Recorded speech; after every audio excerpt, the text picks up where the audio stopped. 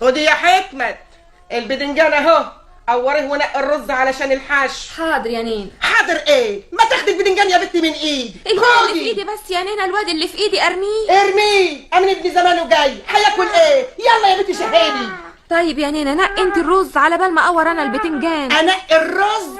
امال انت جايه تعملي ايه؟ تأمري وتقعدي ستي بيت ونشتغل لك خدامين؟ فزي يا بنتي امي خلصي الاكل بتاع جوزي. حاضر.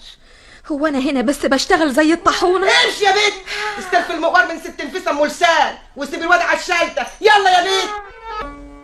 يا نفيسه نفيسه. نعم. المقوار بتاعك والنبي يا اختي. عينيا والله لولا خاطرك انتي لا كنت ارميه ولا اديه للعقربه حماتك. الست دي انا مش عارفه مالها ومالي، دي ادتني دش على الصبح قدام بتاع البتنجان، لجمتني، ما قدرتش اتكلم، ما قدرتش ارد عليها. وانتي تروحي فين معاها؟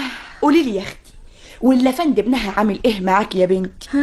والله انتي مظلومه معاهم، مش قادره تلاقيها من العقربه حماتك ولا من جوزها المعلم ولا من ابنها امين جوزك اللي ماشي ورا امه لغايه ما هتغرقه. اسمتي بقى. واللفند بتاعك يا اختي مريحك ولا زي امه؟ والله هو كويس. وهو بسلامته هياخد الشهاده الكبيره امتى؟ الاسانس. يا اختي انا عارفه اسمها ايه.